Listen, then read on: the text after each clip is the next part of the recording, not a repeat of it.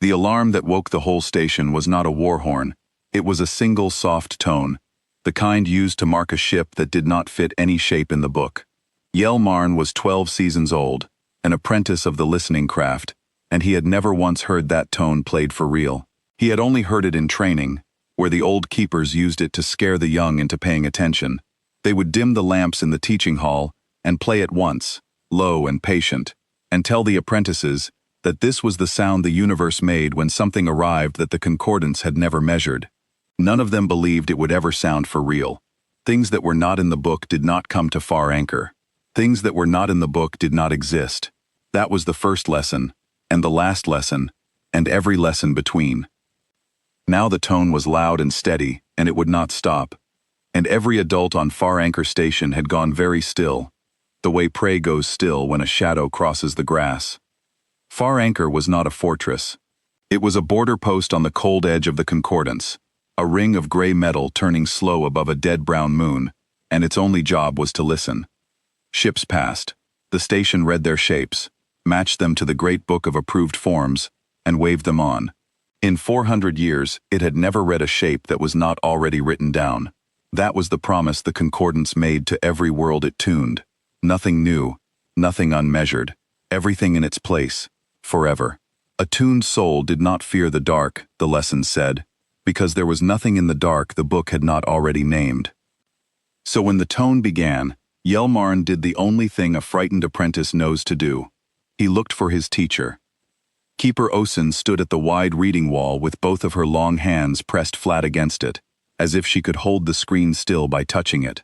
She was old. She had tuned with the fleet in her youth, before her eyes went soft, and she had told Yelmarn 100 dull stories about ships that all looked the same, freight haulers and guard hulls and supply barges, every one of them an approved form, every one of them a number the book already held. She was not telling a dull story now. She was reading numbers off the wall in a whisper, and her whisper was shaking. "Length," she breathed. "Read me the length again." Yelmarn looked at the figure and his throat closed. 2,100 meters, he said. "Keeper, the book has nothing that long in a single hull. Nothing in any form. It must be a tug train. Many ships tied together and dragged in a line. It is one hull," Osen said. "There are no joints. There are no seams the reader can find. I have read 10,000 ships at this wall, and every one of them was a thing the book already knew. This is one piece of metal longer than this station, and it is pointed at us, and it does not match a single shape we are allowed to know." The reading wall liked to give comfort. When a ship came in, the wall drew a soft outline around it, and then filled the outline with the matching shape from the book, so the keepers could see at a glance that the universe was still behaving.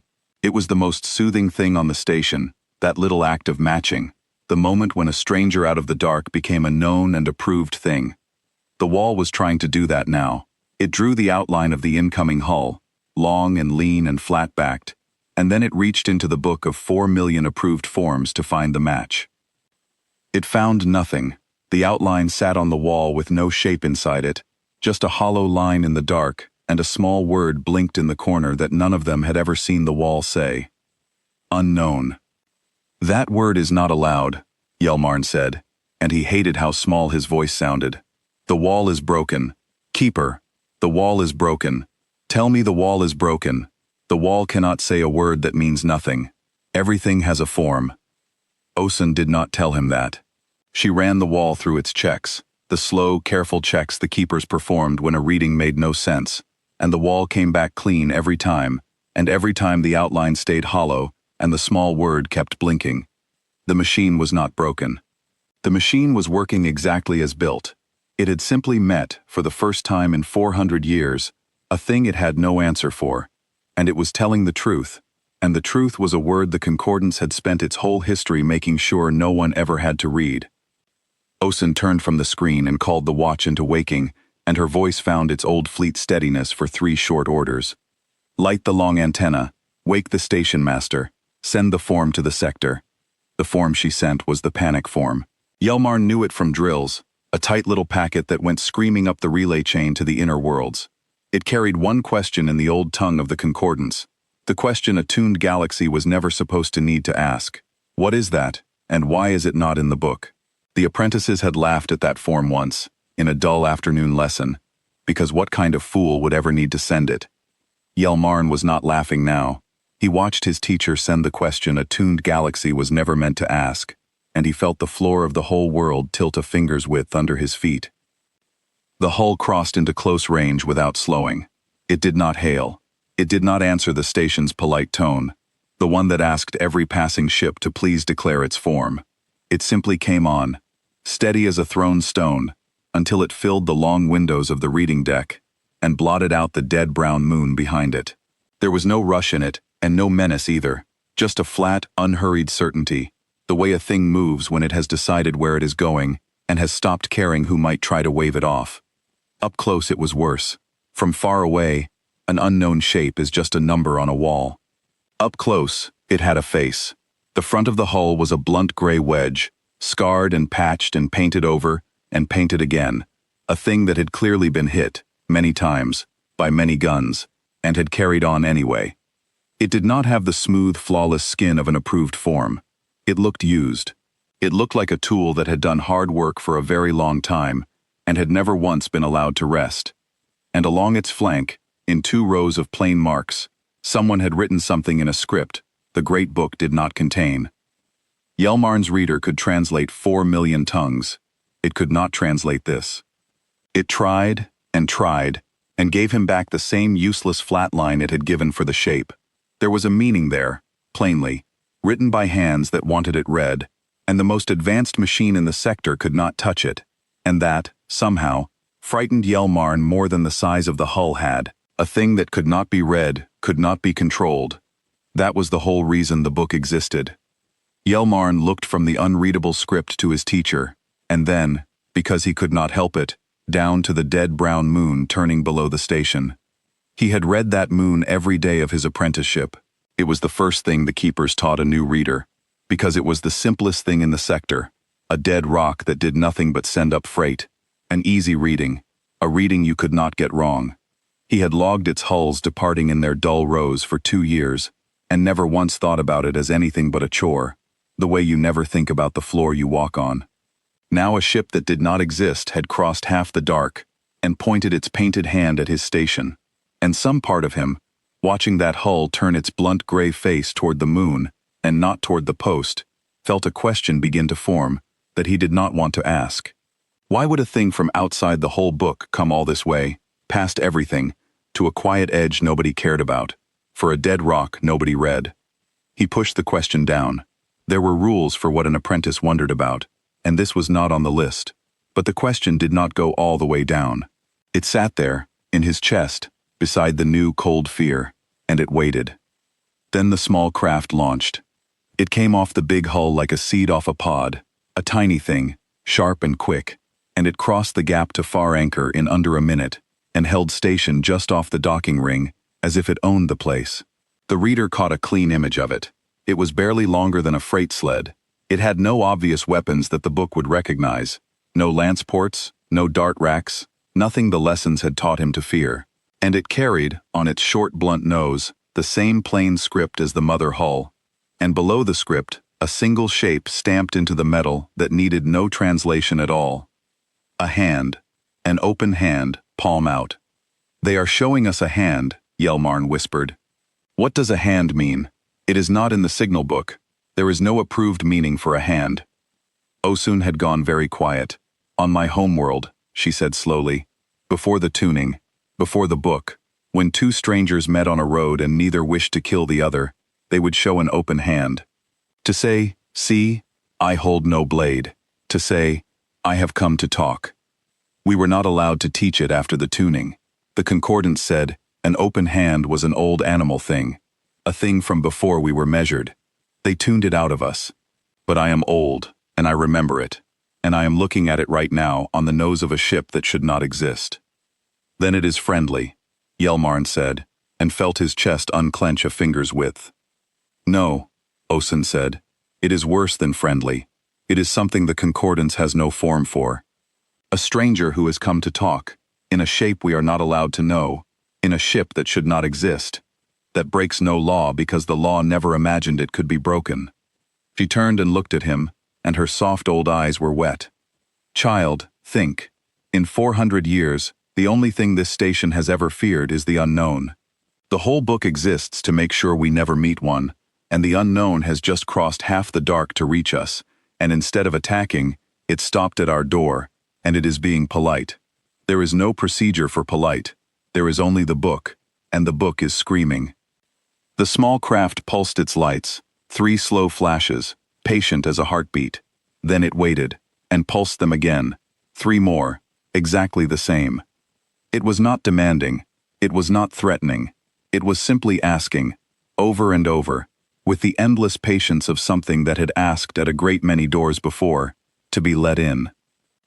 And every adult on Far Anchor Station, every keeper and watcher and tuned soul who had spent a lifetime believing the universe held no surprises, looked at that open painted hand and felt, for the first time, the precise and total panic of a creature that has just learned its book is not the world. It was not the panic of facing a weapon. They knew how to face a weapon. The book had a form for that. It was the deeper, colder panic of facing a question, and finding that for the first time in 400 years, the book had no answer, and the question was knocking, and it would not go away. The station master arrived on the reading deck, still fastening the clasps of his gray coat, and he made the panic worse simply by being afraid in front of the young ones.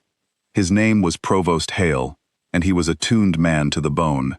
He had risen through 40 years of careful service by never once being surprised, because in the concordance, surprise was a failure.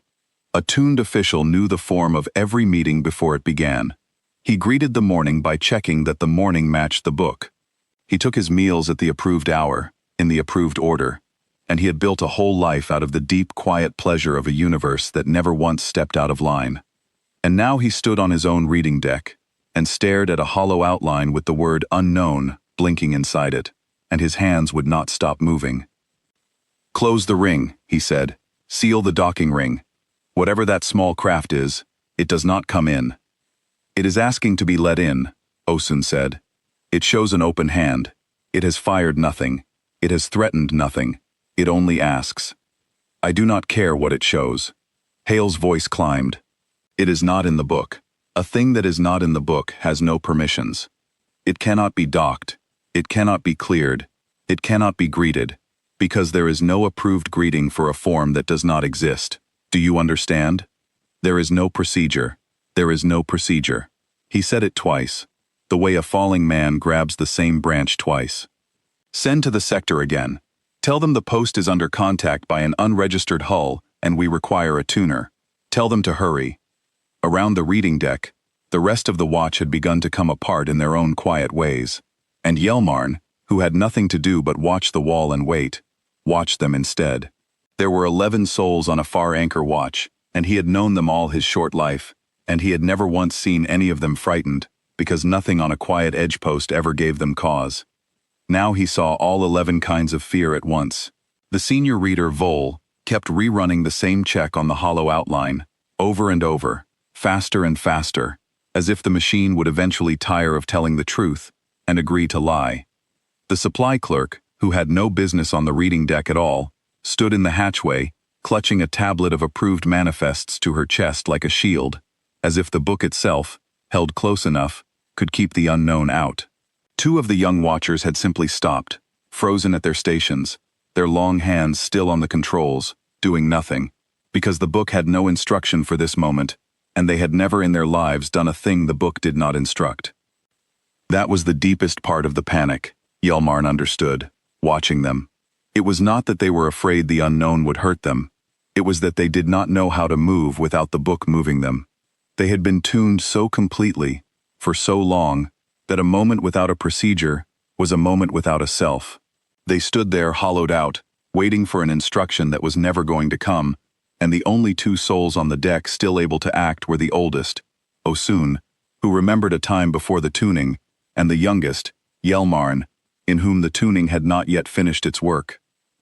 Yelmarn did not fully understand what a tuner was.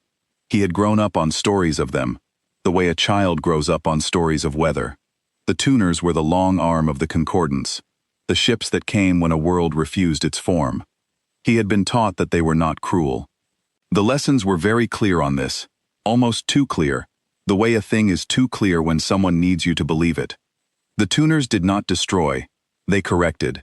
They took a world that was making the wrong shape, a world with its own ugly script, and its own unapproved songs, and its own stubborn ideas about hands, and they tuned it, patiently, until it matched the book. After a tuner had visited, the lesson said, a world was finally at peace, because it no longer had to suffer the agony of being different. Yelmarn had believed this completely, until about 9 minutes ago. He had drawn pictures of tuners as a small child, beautiful white ships bringing peace. He believed it less now, watching Provost Hale shake. "Why are you so afraid of it?" Yelmarn asked quietly. He had not meant to say it aloud. It simply came out, the way true questions do.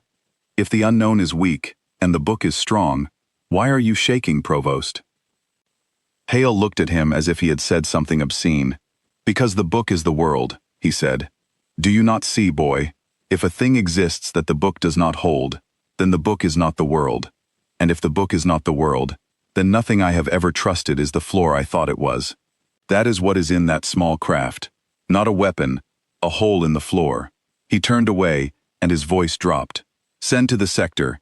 We require a tuner. The tuner will close the hole." The relay chain answered faster than anyone expected. A tuner was already near. Of course it was. The cold edge of the concordance was exactly where new things tried to slip in, and so the edge was exactly where the long arm waited, patient and white and perfect, in the dark just over the horizon of the known. The sector reply came back in a clean-tuned voice with no fear in it at all, and the lack of fear was somehow the most frightening thing yet. The tuner even measure would arrive in 2 hours. The post was to hold. The post was to make no contact, exchange no signal, and above all attempt no greeting with the unregistered form. The unregistered form was to be treated as a contaminant. It was to be quarantined until it could be properly catalogued, and if it could not be catalogued, it would be dissolved. Yelmarn read that last word 3 times. Dissolved. He looked at the open painted hand still pulsing its patient lights off the docking ring, and he thought, they want to dissolve a thing that came to talk. They have not seen it.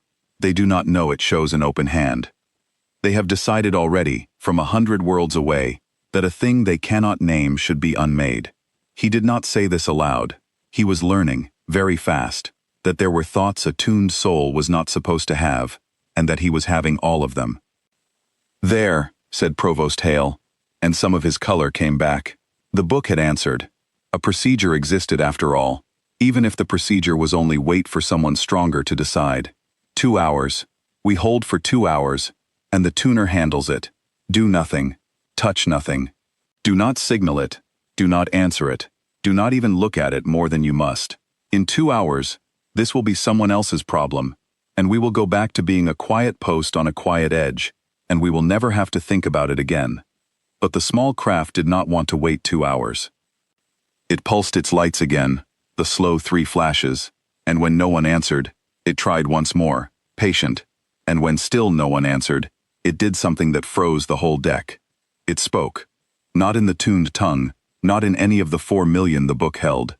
It spoke in plain pictures, pushed straight onto the reading wall, simple as a child's drawing, made to be understood by anyone with eyes. The strangers seemed to have guessed, correctly, that no machine on far anchor could read their words, and so they had set the words aside and reached instead for the one language that needed no book.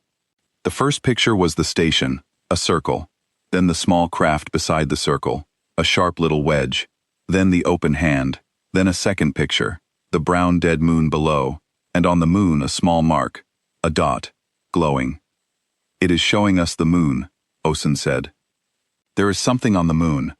"There is nothing on that moon," said Hyle. "It is a dead rock. It has been dead since before the post was built. The book says it is empty. I have read the entry myself 1,000 times. Moon designation gray, status barren, contents none." He spoke quickly, the way a man recites a thing he has decided to be true. "It is a freight world, nothing more. Hulls go down empty, hulls come up full. The book accounts for all of it. There is nothing on that moon." The small craft drew the dot brighter. Then it drew a line from the dot, climbing up off the moon's surface and out into the dark, and at the end of the line it drew a new shape, and the new shape was a concordance form. Not unknown. Known. A standard heavy hull, the kind the book approved, the kind that hauled freight and carried tuners and tuned the worlds. It drew that approved hull rising off the dead empty moon that was supposed to have nothing on it. Then it drew, beneath the climbing line, very small, very simple, a row of little figures. People, bent, working, and around the little figures, a fence. Yelmarn felt cold travel all the way down to his feet. It is telling us, he said quietly, that the moon is not empty. It is telling us there are people on the moon, behind a fence, making the approved hulls.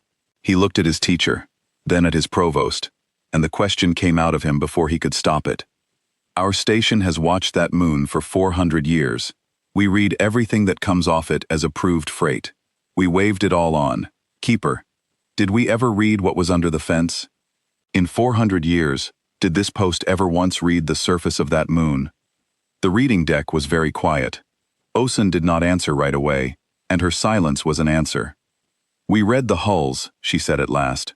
We confirmed the form. We cleared the cargo manifest. We logged the departure. The surface was marked barren in the book, and the book does not ask you to read a thing it has already filled in.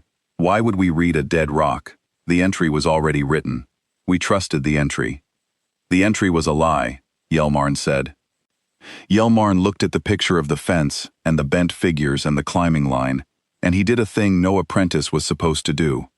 He went back into the station's own records, the 400 years of readings, and he asked them a question the book had never wanted asked. He asked how many hulls had risen off that moon in all that time. The number came back so large it did not feel like a number anymore. 800,000 departures. 800,000 approved hulls, each one cleared by a reader at this very wall, each one logged and waved on, for 400 years. And the records showed the mass of cargo too, the tonnage of every approved manifest. And Yelmarn ran the simple arithmetic any apprentice could run, the mass against the labor a machine alone could do, and the arithmetic did not close. The numbers had never closed.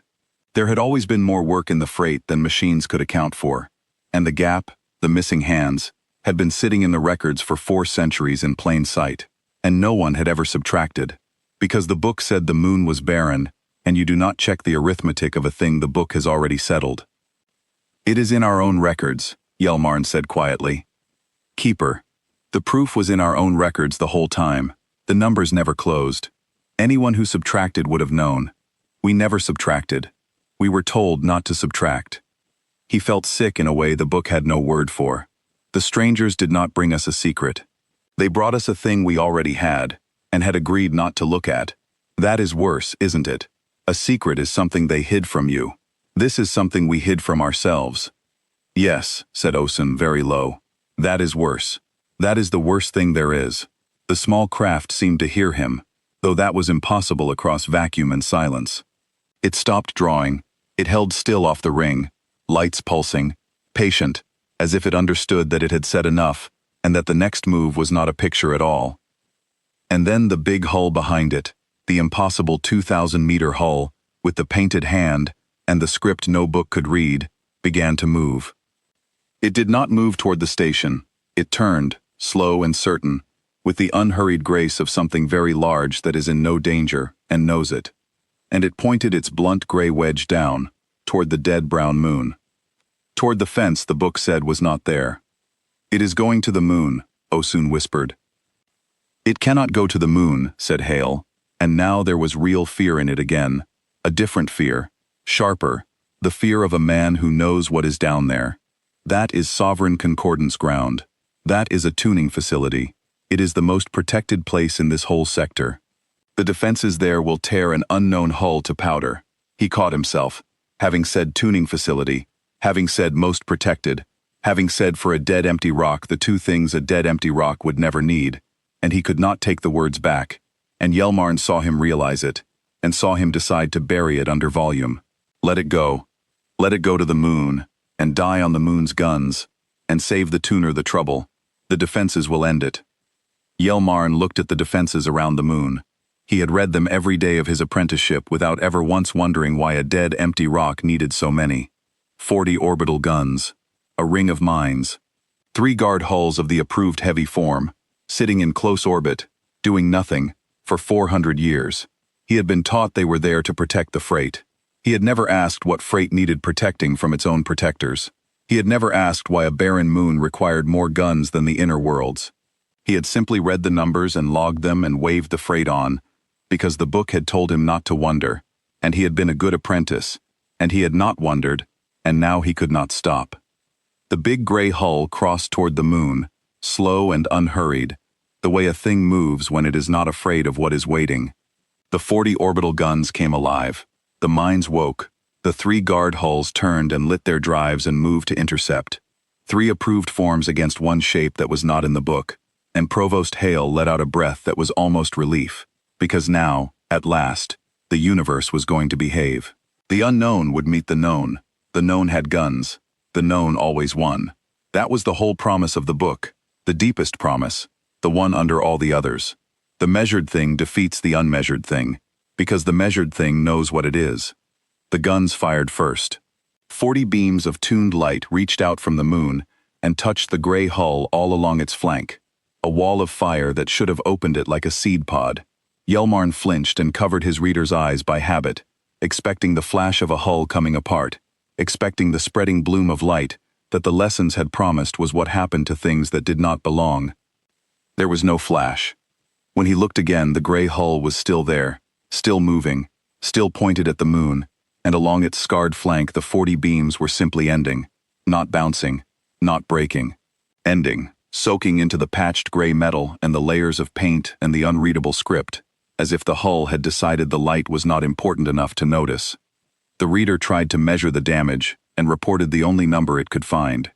0. It tried again, certain it had erred, and reported 0 again. The most concentrated barrage the sector could produce, the fire the book swore could open any hull in the catalog, had washed across the unknown and accomplished nothing at all. "That is not possible," said Provost Hale, in a very small voice. 40 guns. That is a tuned barrage. That is enough to dissolve a moon. The book says nothing can stand in that fire. The book says it cannot be survived. "The book," said Keeper Osun, and there was something almost like a laugh buried in her fear, an old keeper's bitter laugh, "did not write that ship. The book wrote the guns. The book wrote what the guns could kill, and then it told us that the list of what the guns could kill was the whole world. But out there is a thing the book never wrote, and the book's fire does not touch it, because you cannot promise to kill a thing you never imagined." She pressed her hands flat to the wall again, and this time, it was not to hold the screen still. It was to hold herself. "We have been afraid of the wrong thing for 400 years, Hale. We thought the danger was the unknown coming for us. The danger was always the book telling us we already knew." On the wall, the gray hull crossed under the dead guns, untouched, steady, and bore down on the fence the book said was not there. And the 3 guard hulls of the approved heavy form, the proudest warships of the Concordance, lit their weapons and moved to meet it, the last line between the unknown and the secret on the moon. Yelmarn watched them go, and for the first time in his short-tuned life, he did not know which side he wanted to win. The 3 guard hulls reached the gray ship at the edge of the moon's shadow, and that was when Far Anchor Station learned the true difference between a thing that is in the book and a thing that is not. The guard hulls were proud. They were the most approved warships the Concordance built, perfect copies of the perfect form, each one a smooth, dark blade 900 meters long, and they had sat in this orbit for 4 centuries without ever firing in anger, because nothing on the cold edge had ever dared. They were the picture in the lesson book. The shape Yelmarn had been told meant safety, meant order, meant the strong hand of the tuned galaxy holding the dark at bay. They opened with everything, lance fire, tuned to the exact frequency the book promised could cut any known alloy, swarms of small darts that filled the space between the ships like a thrown net, a pressure wave meant to crush a hull from outside, the weapon of last resort, the one that the lessons said no crew ever survived being on the wrong side of. The gray ship answered with patience. It did not rush. It did not panic the way the station was panicking. It simply began to work, and the work was so calm and so precise that Yelmarn understood, watching it, that he was not seeing a monster at all. He was seeing a professional, a thing that had done this many times, against many guns, and had long ago stopped finding it interesting. There was no anger in how it moved. There was no fear. There was only the steady economy of a craftsman who has a job to do and intends to do it well and go home. And that, somehow, was more terrible than any rage could have been. Because rage you can understand. This was something else. This was competence so total, it had become calm. A hatch opened along the gray flank, one of hundreds, and from it came a single point of light. The light crossed the gap to the first guard hull in less time than it took Yelmarn to gasp, and it touched the guard hull not in the center, not in a cruel place, but on the drive cone at its tail. The drive went dark. The guard hull, suddenly without its push, drifted, helpless and whole, and entirely alive, out of the fight. Not destroyed, stopped. The gray ship had reached out and turned it off the way a careful hand turns off a lamp it does not wish to break. It is not killing them, Osun breathed. Provost. It is not killing them, it could. We have all seen now that it could. It is choosing not to. The second guard hull tried to flee, and the gray ship let it. It simply put a single shot across the fleeing hull's path, close enough to scorch the paint, far enough to spare the crew, and the message in it was so plain that even a tuned captain could read it. Go, and live. Stay, and be turned off. There was no cruelty in it, and no mercy that asked for thanks. It was simply an offer, made without heat, and the second guard hull took it. It turned its blade of a hull and ran for the deep, and the gray ship did not chase. It had no interest in a thing that was leaving. It only cared about the things between itself and the fence. The third did not have the sense. It drove straight at the gray ship's flank, all guns hot, trying for a ram, trying for the kind of glorious approved death the book wrote songs about, the death of a guard hull spending itself to break an enemy of the concordance.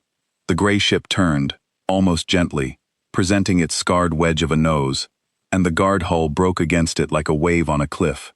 Yelmarn saw the smaller ship crumple, saw its lights flicker and gutter, and he braced for the rest, the explosion, the spreading fire. The death the lessons had always promised waited at the end of a ram. It did not come. The gray ship caught the wreck. Some unseen field reached out and held the crumpled guard hull still, killed its tumble, and then, as Yelmarn watched with his mouth open, the same calm light that had turned off the drives moved across the broken hull from the outside, finding the breaches, sealing them, pinching shut the torn places where the crew's air was bleeding into the dark. The reader showed Yelmarn the impossible truth in cold numbers. The third guard hull was wrecked. Its crew was alive. Every single one. The thing that had defeated it had then, deliberately, with no one watching that it needed to impress, saved it. Provost Hale made a sound Yelmarn had never heard an adult make. Why? He said. Why would it do that? We sent those hulls to dissolve it. We tried to kill it.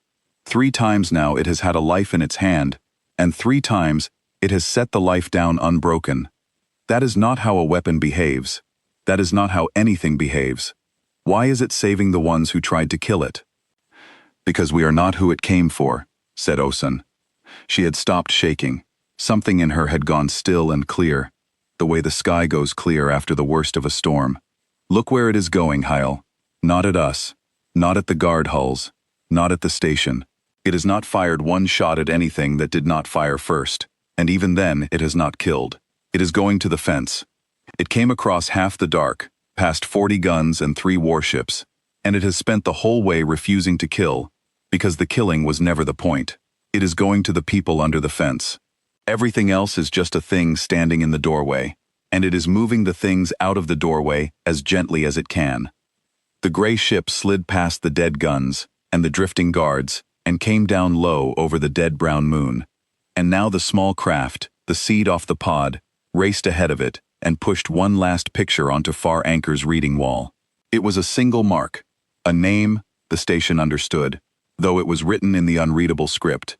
And beneath the name, because the strangers seemed to know that no one here could read their tongue, they had drawn the meaning in plain pictures, the way you would explain a word to a child.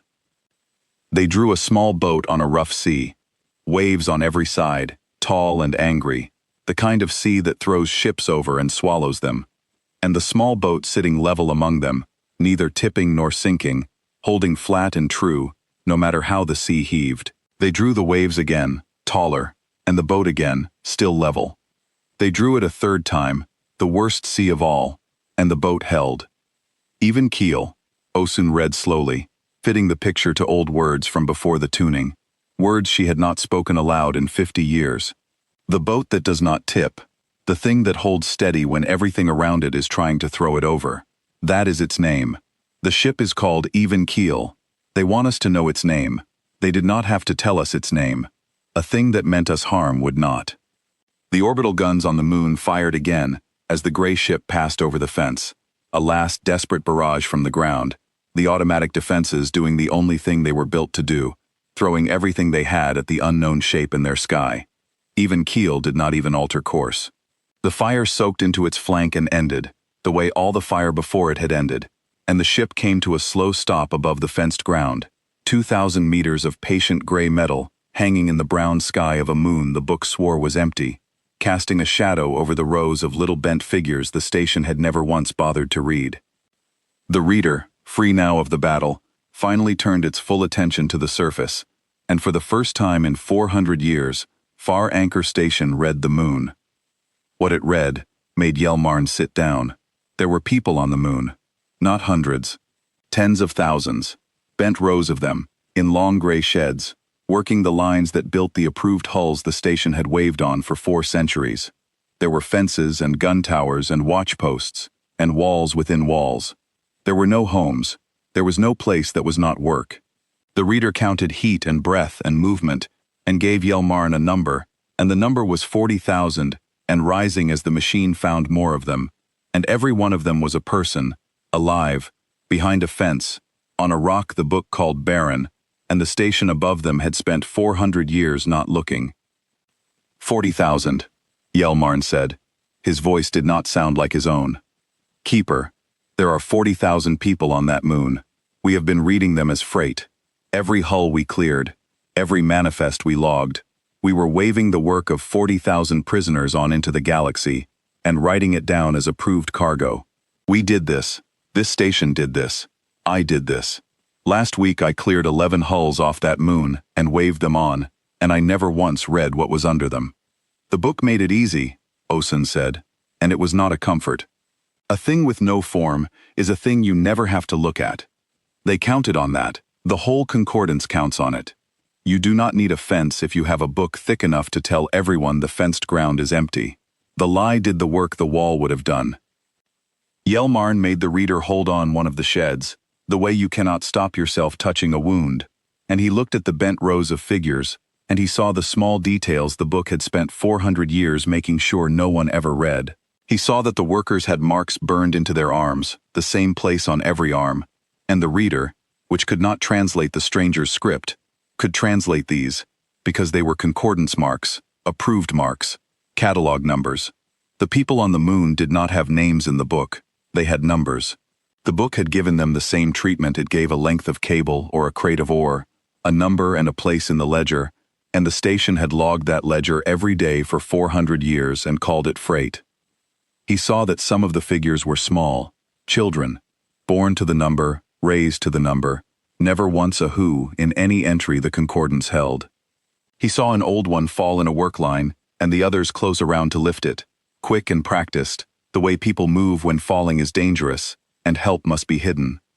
He saw, in 1,000 tiny gestures the reader caught, and he could not unsee, that the things behind the fence were not function, and were not labor, and were not freight. They were a people. They had been a people the whole time, under the entry that said barren, doing the only thing a people can do when the universe has agreed not to see them, which is to go on being a people anyway, in secret, in the dark, waiting for someone to read them. They have been there the whole time, Yelmarn said.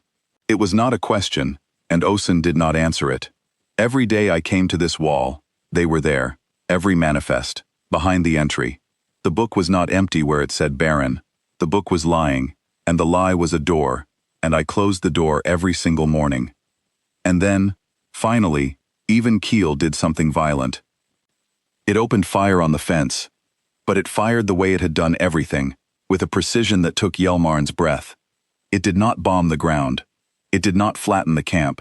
It did not drop the careless wide fire the lessons had taught him the unknown would use, the clumsy destruction of a thing that did not know better.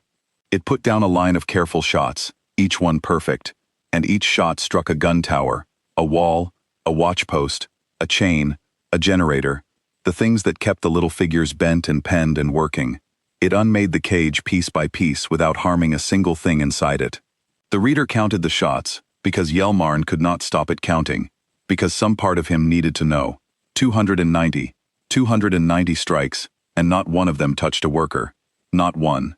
The reader checked, and checked again, hunting for a single casualty among the freed, certain that no fire could be that clean, and it found none. Yelmarn had grown up being taught that the unknown was clumsy, that only the tuned and the approved could be precise, that the book's great gift to the galaxy was order, and that outside the order there was only the blunt chaos of things that did not know their own shape. He watched a ship from outside the entire book take a cage apart around the prisoners inside it, without bruising one of them, 290 perfect shots, and not a single death, and he understood that everything he had been taught about precision was exactly backward. Precision was not a thing the book gave you. Precision was a thing you chose, when you cared enough to choose it. The book had had 400 years and all its order, and it had never once chosen to be careful with the 40,000. The unknown had crossed half the dark, and chosen it in an afternoon. When the last of the fence works fell, something happened on the surface that the reader caught, and that Yelmarn would carry with him longer than any of the rest. The freed did not run. He had expected them to run, the way a penned thing runs the instant the gate opens, scattering in every direction. They did not. They stood, in their bent rows, in the sudden absence of the walls that had held them their whole lives, and for a long moment they did not move at all, because they did not know how. They had been told where to stand and when to stand there for so long that the open ground was a kind of terror of its own. And then, slowly, one of them, an old one, lifted a hand toward the great gray shape in the sky. Not an open hand. The freed did not know the stranger's sign. Just a hand, raised, the oldest question a living thing can ask, which is, are you really here? And is this really happening? And am I really allowed? And even Keel, 2,000 meters of it, hanging in the brown sky, answered the raised hand the only way it could. It dipped. The whole vast hull tilted, slowly, deliberately, a bow, the bow of something enormous to something small, and held it. The reader showed Yelmarn the angle, and he did not understand at first why a warship would tilt itself in a planet's gravity for no tactical reason at all, and then he did understand, and the understanding closed his throat. It was saying yes. Yes, we are really here. Yes, this is really happening. Yes, you are allowed. It was the largest, gentlest yes Yelmarn had ever seen, and the freed, finally, began to move toward it, not running, walking, the slow walk of people who have just been told, for the first time in their lives, that they are allowed to walk toward something instead of away. Provost Hale was weeping now, openly. The tuned official cracked all the way down to whatever was under the tuning. I waved them on, he said. 400 years of freight. I cleared every hull off that moon. I read the forms and I waved them on, and I never once asked who made the hulls. The book said it was empty. The book said there was nothing to ask, and I was glad. Do you understand? That is the worst of it. I was glad there was nothing to ask. It made my work simple. It let me sleep. He turned to Osun with a ruined face. Did we know? Tell me we did not know. Tell me we only forgot to look. We chose not to know, Osun said, and it was not a kindness, because she did not think he deserved one, and she did not spare herself either. There is a difference between forgetting to look and building a life around never looking. The book made the second one feel like the first. That was its cruelest trick. It let us be monsters and feel like clerks. She looked up at the great gray shape filling the moon sky, at the open hand it had painted on its hull, at the name that meant a boat that will not tip. And then something came from outside the book, something that does not get to use the book's excuse, because it has no book. Something that looked under the fence because nothing told it not to. And it has shown us, in one afternoon, the exact size of what we let happen by trusting an entry that said barren. The small craft turned from the falling cage and faced Far Anchor Station one more time, and it pushed a final picture onto the wall. The station, a circle. The moon, with its fence now broken open, its gun towers down, its walls cut. And between them, an open hand, palm out, offered toward the station itself. It was not a threat, it was an invitation. The strangers had freed the people the station had spent 400 years pretending did not exist, and now, knowing the station had helped keep them penned, knowing Far Anchor had waved the freight on without a single question for 4 centuries, the strangers were still offering the open hand. They had every reason to come for the station next, to treat the post that fed the fence as part of the fence. They did not. They offered the hand instead, and the offer was somehow harder to bear than any attack, because an attack you can fight, and an offered hand, from someone you have wronged, asks the one thing the book had never once asked of Yelmarn. It asked him to choose. "They are asking us to help," Yelmarn whispered. "After everything we let happen, after what we are, they are not coming for us. They are asking us to help. They are giving us a chance to be on the right side of a thing we spent 400 years being on the wrong side of." Far above the broken fence, the relay chain chimed, sharp and cold and certain. The tuner even measure had arrived early, and it was not offering a hand. The tuner even measure came out of the dark on the far side of the moon, and the reading wall did not blink the word unknown when it saw it. It blinked a different word, one that made the whole deck flinch worse than panic ever had. Approved. The tuner was beautiful, in the way a perfect machine is beautiful, and terrible in the same way. It was 4,000 meters of flawless white, longer than even keel, smooth as poured glass, with no scars and no patches, and no paint, and no script. Because a thing that is in the book has no need to say what it is. It carried the sigil of the concordance on its prow, the closed ring, the promise that nothing new would ever be allowed to exist. It was the most approved shape in the galaxy, the form that every other form was measured against, the picture at the very front of the lesson book. It was the long arm that had built the fence, and stocked it, and counted on Far Anchor never to look. Seeing it next to the scarred gray hull of even keel, Yelmarn felt the lie of his whole childhood arrange itself in front of him. He had been taught the white ship was beauty, and the unknown was horror. He looked at the two of them now, and could not tell, any more, which one the words belonged to.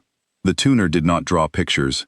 It spoke in the tuned tongue, on every channel at once, in a voice with no fear and no doubt and no mercy, the voice of a thing that had never in 400 years been told no. Unregistered form, it said. You have entered sovereign concordant space. You have disabled approved hulls. You have damaged a tuning facility. You have liberated cataloged labor. None of these actions exist in the book, and so none of them are real. You are not real. You are a contaminant in the shape of a ship. You will hold for dissolution. There will be no negotiation, because one does not negotiate with a thing that does not exist.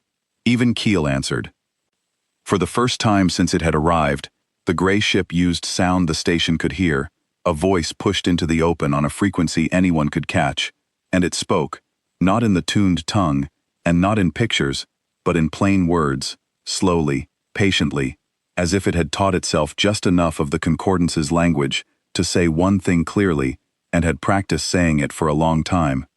The reader caught it and rendered it, and Yelmarn would remember the words for the rest of his life. "We are real," said Even Keel. "We found your fence because no one taught us not to look. There are 40,000 people under it. We are taking them home. You may watch, or you may try to stop us. We would prefer you watched. We do not want to take anything else apart today." "There is no them," said the tuner. "There is approved labor. Labor has no home.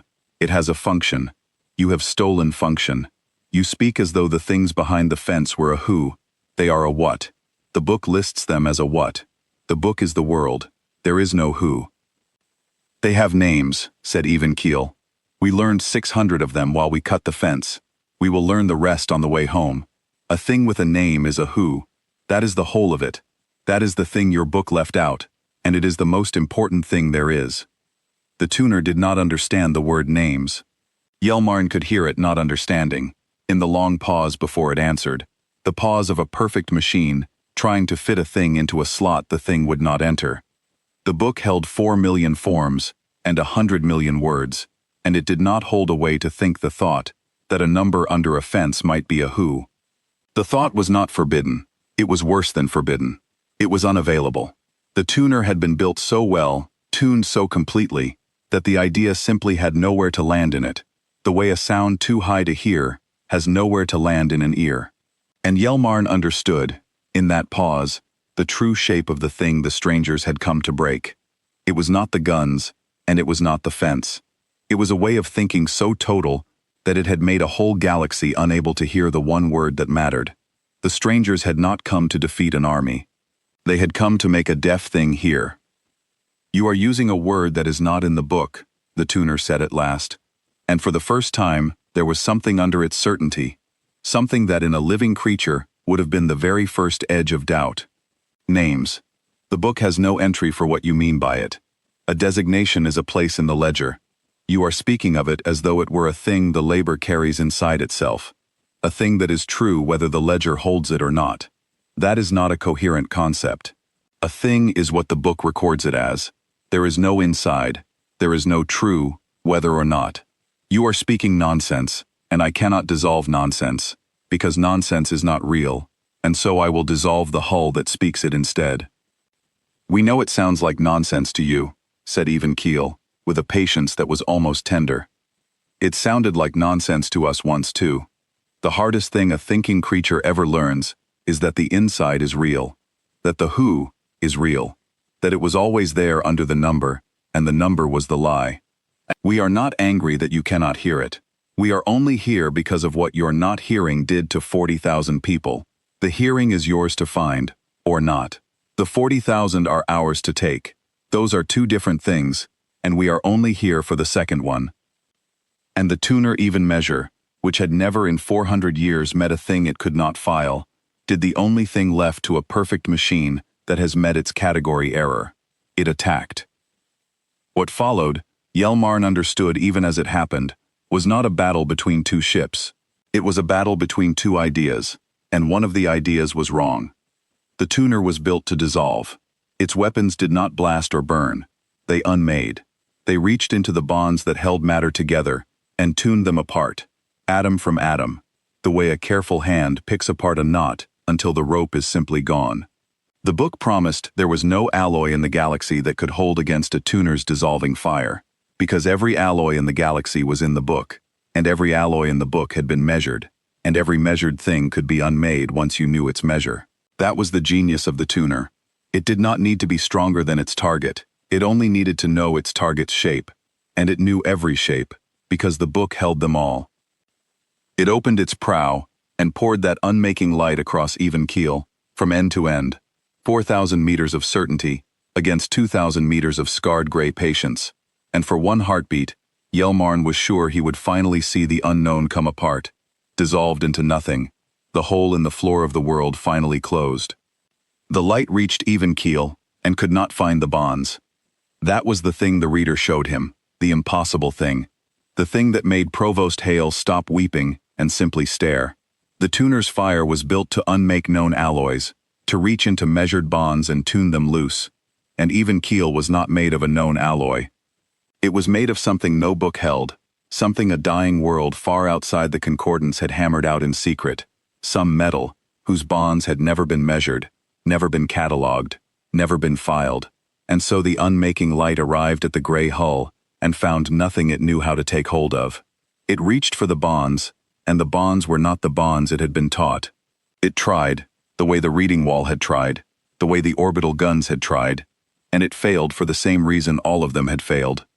The book could not unmake what the book had never measured. The concordance's greatest weapon, the weapon that had tuned 1,000 worlds into silence, was a key cut for a lock that even keel simply did not have.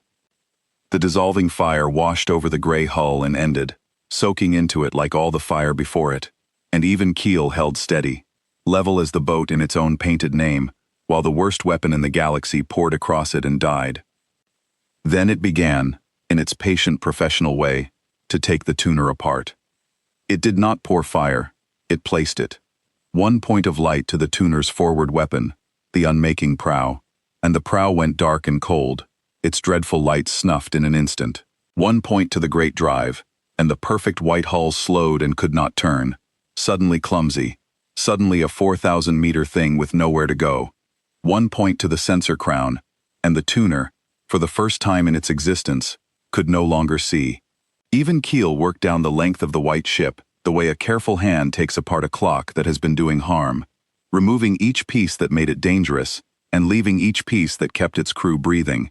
And the reader counted the strikes and reported, again and again, the same blessed number under the casualty column. 0, 0. It is not killing them either, Yelmarn whispered. It is unmaking the tuner without unmaking the crew. It is doing to the tuner exactly what the tuner does to worlds, except backward. The tuner unmakes things to erase them. Even Keel is unmaking the tuner to spare them. It is taking the claws off the long arm and leaving the arm alive. It is showing them, Osen said softly. Do you see it now, Hale? It is not fighting to win. It won the moment the dissolving fire failed. Everything after that is a lesson. It is showing the whole concordance the difference. Look how easily a thing from outside the book could have killed everyone here. The guard hulls, the tuner, the station, all of us. It had every life in this sector in its hand, and it has not closed its fist once. And look how carefully it chose. That is the lesson. That is the only lesson it came to teach. Not that the unknown is strong. Anyone strong can frighten you. It is teaching us that the unknown is kind, and that we built our whole galaxy on the lie that it could not be. We were so afraid of what was outside the book that we never noticed the thing outside the book was gentler than we were. Yelmarn watched the perfect white ship come apart one careful piece at a time, and he found that he was no longer afraid of even keel at all. The fear had turned itself inside out somewhere in the last hour, the way a glove turns inside out, and what was left was a thing he had no word for, a thing that was almost the opposite of fear, a wanting to be near it, a wanting to be on its side. He understood, dimly, that this was the most dangerous thought a tuned soul could have, and he understood, more clearly, that he did not care. He had spent 12 seasons being taught to fear the unmeasured, and the unmeasured had turned out to be the only thing in the sector that had not killed anyone today. Beside him, the frozen watchers had begun, very slowly, to come back into themselves. The book had no procedure for what they were seeing, but a thing was happening in front of them that did not need a procedure. That the oldest part of them, the part under the tuning, could read without any book at all. They were watching a strong thing refuse to be cruel. They were watching power choose gentleness, over and over, in front of witnesses who could not have stopped it from choosing otherwise. And something in them, some buried instinct the concordance had never quite managed to tune all the way out, recognized it, and answered it, the way a held breath answers the surface. Vole, the senior reader, stopped rerunning his broken checks. He simply watched, with his mouth a little open, and tears stood in his old eyes, and he did not seem to know they were there. It could kill them, Vole said quietly, to no one. It could kill all of us. It has had us in its hand since it arrived. And it keeps choosing. Every single time, it keeps choosing. He turned to Yelmarn, the youngest, as if the youngest might have an answer the book had not yet stolen. I have read ships for 30 years, boy. I have never once read a thing that chose to be gentle when it did not have to. The book does not have a form for it. How is there no form for it? How did we build 4 million forms and not one of them is for this? Yelmarn had no answer. He only knew that he was watching the most important thing he would ever see, and that the book had spent his whole life making very sure he would never see it. The tuner even measure, blind and stilled and stripped of every claw, sent one last message, and the certainty was gone from its voice. For the first time, the perfect machine sounded like what it was, a thing that had been wrong for 400 years and had just run out of book. You do not understand, it said. If I report that you exist, the whole concordance must change. 4 million approved forms, every fence on every moon, every world we have tuned because tuning was safer than wondering. If a single unregistered form is real, then nothing in the book is safe, because the book was never the world. Every silence we ever made, every shape we ever erased, becomes a thing we did, instead of a thing the book required. Do you understand what you are asking me to admit? You are asking me to make 400 years of order into a crime. Yes, said Even Keel. We are asking you to admit there is more than your book. We know it is hard. We had a book once too, a long time ago, on a world that does not exist anymore. We thought it was the whole sky. We burned it the day we learned what it was costing other people to keep it tidy. It was the hardest thing we ever did, and the only thing that ever mattered. We are not punishing you for having a book. Everyone gets a book. We are only here to take the people you put behind the fence the book hid. The rest is yours to do, or not do. But you will have to know now. We have made sure you will have to know. And then even Keel did the thing that broke Provost Hale open all the way. The thing that Yelmarn would carry into his own old age and tell to frightened apprentices long after. Having stripped the tuner of every weapon, having left it blind and drifting and utterly at its mercy, the gray ship did not finish it. It reached out with the same field it had used to catch the crumpled guard hull, and it took hold of the wounded tuner, gently, the way you would steady something fragile. And it held the perfect white ship steady against the moon's pull, so that it would not fall and burn. It held its enemy up. 2,000 meters of unknown metal cradling 4,000 meters of certainty that had just tried to dissolve it, holding it level and safe in the brown sky, while below them, both the fence finished falling, and the first of the freed began to climb the light toward the open hand. "Watch," said Even Keel, to the tuner, to the station, to the whole listening galaxy on every channel it could reach. "We told you we would prefer you watched. So watch. We are taking 40,000 people home, and we are not going to hurt anyone to do it. Not even you. Not even after what you are. Tell them what you saw. You have a voice that reaches every world. Use it for the truth this once. Tell them the unknown came, and it was not the thing the book taught you to fear. Tell them it came to talk, and it kept its hand open, even after it had won. Even while it held the thing that tried to kill it up out of the fire. Tell them all of it. That is the only payment we want." The tuner did not answer. It hung in the field of its enemy, blind and whole, and it was silent for a long time, and the silence was the loudest thing on the reading wall. On the reading deck of Far Anchor Station, Provost Hale, 40 years attuned man, sank slowly down with his back against the wall the book had filled for his whole life. And he put his face in his long hands, and he wept, the way a man weeps when a wall he has leaned on forever turns out to have been a fence the whole time. He did not weep for the tuner. He wept for the 400 years of freight, and the 11 hulls he had cleared last week, and the gladness he had felt at never having to ask. And Yelmarn, 12 seasons old, watched his provost break, and watched the unknown hold its enemy up rather than let it fall, and felt the last piece of his childhood quietly leave him, and felt, in the empty place where it had been, the first cold, clean breath of something the book had no word for, because the book had been built, from the very first page, to make sure no one ever felt it. It felt like waking up. The choice came to Far Anchor Station, the way all real choices come, quietly, and to the last person anyone expected. The small craft was still holding off the docking ring, lights pulsing, the open painted hand still offered. Up from the broken moon, the first of the freed were rising, line after line of them climbing the patient light toward Even Keel. 40,000 people the book had called function, and the station had called freight, and not one of them had a ship of their own to fly in. They had nothing. They had been a number under a fence for longer than any of them could remember. Some of them, the reader showed, had been born under that fence, had lived their whole lives inside walls within walls, and had never once seen a sky that was not brown and low and roofed with gun towers. They were rising toward the open hand now in their tens of thousands, and the gray ship, 2,000 meters of it, was large, but it was not large enough to carry 40,000 people across the cold edge to anywhere safe. And the small craft was asking Far Anchor, the post that had waved the freight on, the post that had helped keep them penned without ever once meaning to, for help. Provost Hale could not answer. He was still on the floor with his face in his hands. The book had no procedure for this, and without the book, he was a man with no shape at all.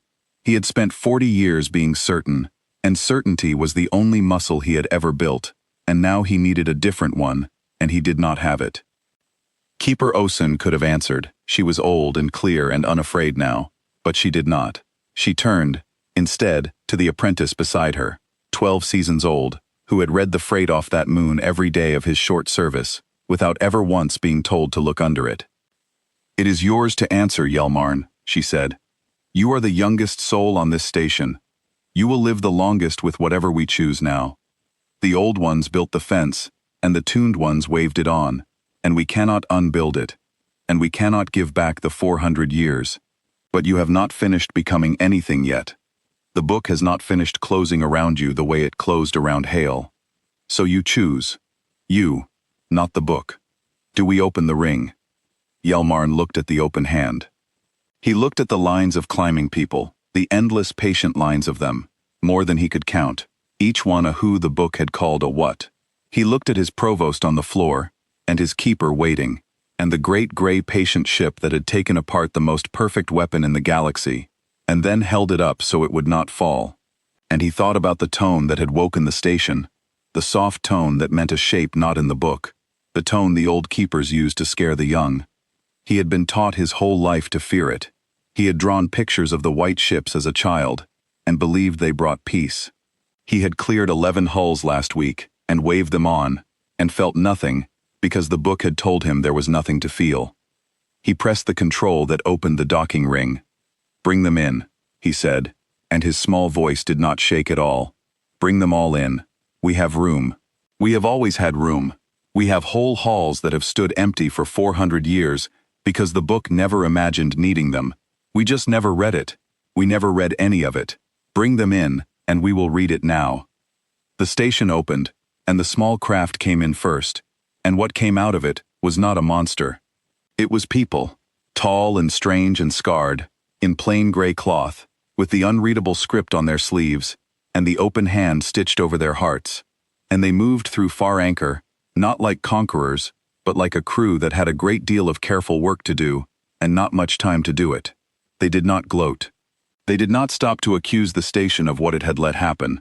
They had clearly done this before, at other fences, on other dead moons the books of other empires had called barren, and they moved with the brisk, gentle efficiency of people who had learned long ago that the work mattered more than the blame. They brought the freed aboard in long, quiet lines. They fed them, the first food some of them had ever eaten that was not the gray paste of the work sheds. They found the sick, and tended them with hands that were gentle, in exactly the way the book swore the unknown could never be. They found the children, the ones born under the fence, and they did not know what to do with children either. You could see it. These were warship crew, and not nursemaids. But they tried, clumsily, kindly, and the trying was its own kind of beautiful. And one of them, an old one, with a face seamed like worn leather and the open hand stitched over a heart that had clearly carried this work a long time, found Yelmarn at his reading station and crouched down to his height and showed him, without a single word in common, how the open hand worked. "Palm out, see? I hold no blade. I have come to talk." Yelmarn showed it back. Palm out. He held no blade. He had come to talk. It was the first thing he had ever said that was not in the book, and it was the truest thing he had ever said, and the old stranger's seamed face creased into something that was unmistakably, across every gulf of shape and tongue and history, a smile. Above the station, even keel held its station, and held the tuner too, level and steady, while the long work went on below. The freed kept rising from the moon, more and more of them, the reader's count climbing past 40,000, as it found the last of them, the ones hidden deepest, the ones the camp had buried furthest from any sky. Far anchor took them, all of them, into halls that had been empty for 400 years, because the book had never imagined needing them, and the empty halls filled with the sound of people who had not been allowed to make sound, and it was the best sound the old station had ever held. And the relay chain, which had carried the panic form to the inner worlds, now carried something the Concordance had never received in all its tidy history. It carried the truth. It was the tuner even measure that sent it. This was the thing Yelmarn would never quite be able to explain to the apprentices of later years, the strangest mercy of the whole strange day. Blind and stripped and held up by the very thing it had been built to dissolve, the perfect machine did the one thing left to a creature that has finally met the edge of its book. After its long silence, it chose. It told the truth, on every channel, to every world, with the voice that reached the whole Concordance. It reported that an unregistered form had come from outside the catalog and could not be unmade by any weapon the book held. It reported that the form had freed 40,000 cataloged souls and harmed no one, not even the crews of the guard hulls sent to dissolve it, not even the tuner itself. It reported that the dead empty moons of the Concordance were not empty, that the fences were real, that the approved freight had a price the book had been built to hide, and that the price was paid in people the book had agreed to call function, so that no one would ever have to call them by their names. And it reported, last, in a voice that had lost forever the certainty it was made with, the thing even Keel had asked it to carry, that the unknown had come, and it had kept its hand open, even after it won, even while it held its enemy up out of the fire. The inner worlds did not answer for a long time. A galaxy that has believed one thing for 400 years does not turn in an hour, or a day, and the turning, when it came, would be slow and hard, and full of arguments Yelmarn would spend the rest of his life inside. But on 1,000 tuned worlds, on 1,000 reading walls, the message played, and the soft tone played with it, the tone for a shape not in the book, and for the first time, it was not only fear that people felt when they heard it. Some of them, the young ones especially, the ones the book had not yet finished closing around, felt something the concordance had spent 4 centuries tuning out of them. They felt curiosity.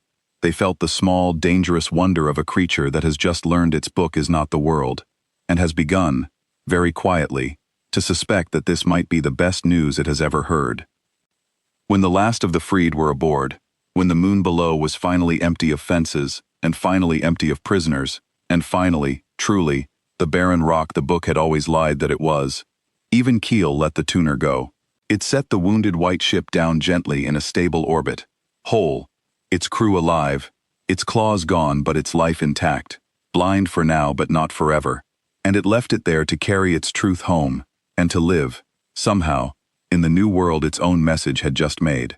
Then the gray ship turned its scarred wedge of a nose toward the cold edge, and the dark beyond it, and the small craft lifted from far anchor's ring to rejoin it, the old stranger giving Yelmarn one last open hand from the hatch, and on the reading wall, the strangers drew one last picture, for the station, and for the boy who had opened the door.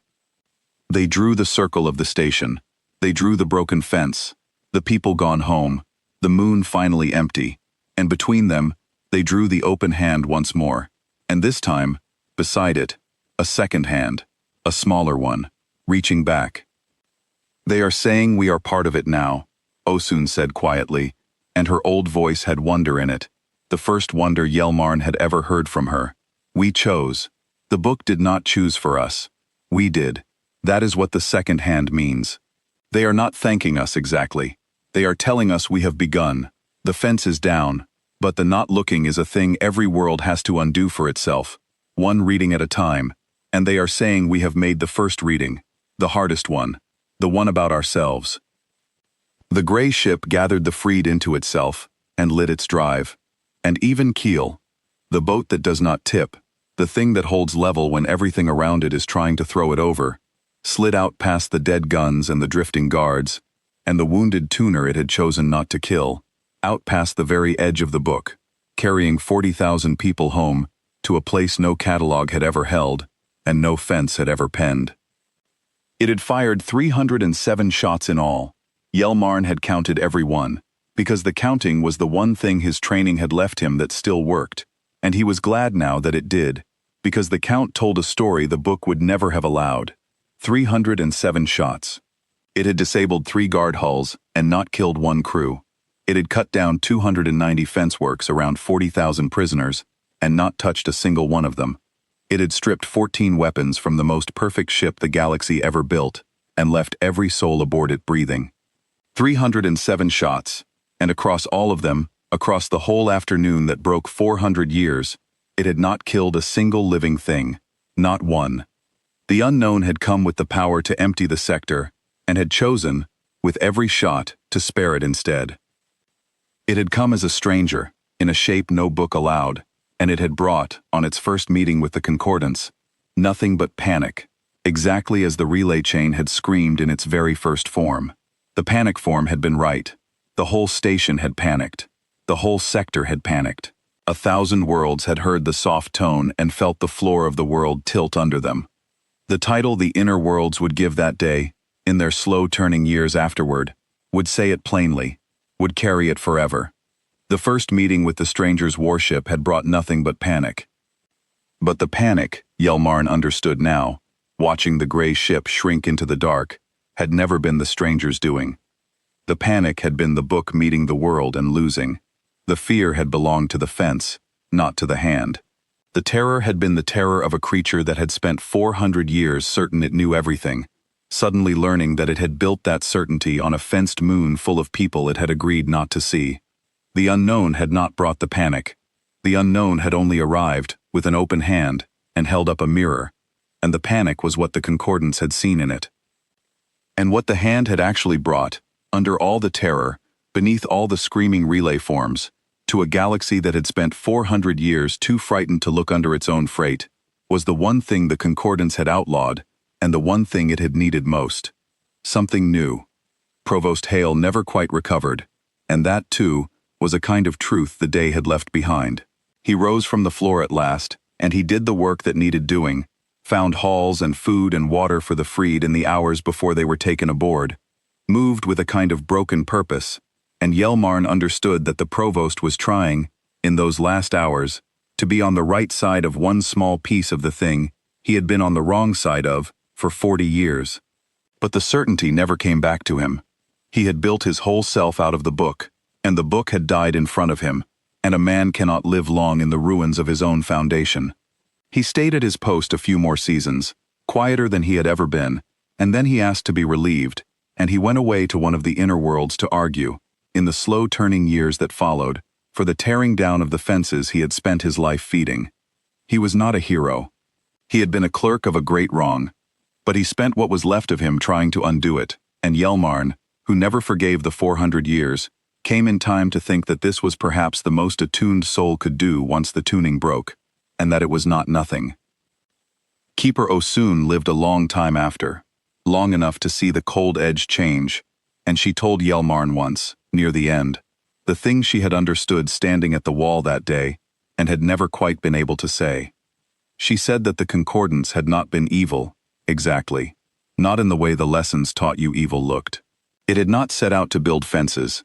It had set out, long ago, to make a galaxy where no one ever had to be afraid of the unknown again. And that was a good wish, the best wish there is. And they had tried to grant it with a book. And the book had worked. It had made the fear go away. But the only way to make the fear of the unknown go away with a book, she said, is to agree that nothing unknown is allowed to exist. And the moment you agree to that, you have to start unmaking everything that does not fit, quietly, on dead moons, behind entries that say barren, and you do not even notice you have become the thing you built the book to protect everyone from. The fence was not the opposite of the good wish. The fence was where the good wish went when you tried to grant it, without ever being willing to be surprised. Far Anchor changed first, because Far Anchor had been there, and a thing you have seen with your own eyes is harder to unsee than a thing you only hear about on a relay. The freed did not stay long. Even Keel carried them home to wherever the strangers came from, a place no catalog held, and Yelmarn never learned the name of. But the station was never again the quiet post that waved freight on without a question. Yelmarn made sure of it. He was only an apprentice, and then a reader, and then in time a keeper, but from the day the ring opened he read everything. He read the surfaces of dead moons. He read the arithmetic of every manifest, until the numbers closed, or until he found out why they did not. He taught the young ones who came after him the one lesson the concordance had spent 400 years making sure no reader ever learned, which was that the most important thing on any reading wall is the thing the book has already filled in, because that is the thing no one will ever check, and the thing no one checks is where the fences hide. Other worlds changed slower. The tuner's message could not be unsent, and so the question could not be unasked, and a question, once asked of a whole galaxy, does its slow work whether anyone wants it to or not. There were inner worlds that fought the truth for a generation, that called the message a contaminant lie, that tried to tune the memory of that day out of their young, the way they had tuned out the open hand.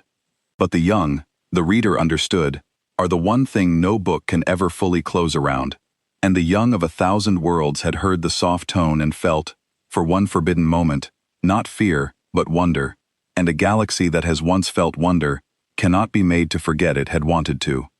The fences came down one moon at a time, slower than any of the freed would have liked, faster than the book would ever have allowed, each one undone by some reader somewhere who had finally subtracted, and finally looked, and finally refused to wave the freight on. Years later, when Yelmarn was old himself and the cold edge had become a busy road, and ships of 1,000 unbooked shapes passed far anchor every day and were waved on with an open hand instead of a tone of fear, the young apprentices would gather around his reading station and ask him about the day the unknown came, the day the whole station panicked, the day everyone says the book died, and he would tell them the truth that the tuner had carried and the book had tried so hard to bury. He would tell them that the most dangerous thing in the galaxy is not the stranger at your door. It is not the shape you cannot name, or the script you cannot read, or the ship that does not match a single form you are allowed to know. The most dangerous thing in the galaxy, he would tell them, is a book thick enough to convince you that you already know everything, and a fence high enough that you never have to find out you are wrong. The strangers had not been the danger. The danger had been a moon, the station called barren for 400 years, and never once read. He would tell them that he had cleared 11 hulls off that moon the week before it all came down, and waved them on, and felt nothing, and that he had spent the rest of his long life making sure he never felt nothing again. He would tell them that the panic was not the end of anything good. The panic was the sound a cage makes when the door comes off. He would tell them to be glad the next time the soft tone sounds, because it means the world is bigger than the book again, and the world being bigger than the book is the only good news there has ever been. And then, every time, before he let them go back to their reading, he would do the thing the old stranger had taught him, the first thing he had ever said that was not in the book, the truest thing he had ever said. He would turn to the frightened young ones, and he would lift his hand. Palm out. See, I hold no blade. I have come to talk.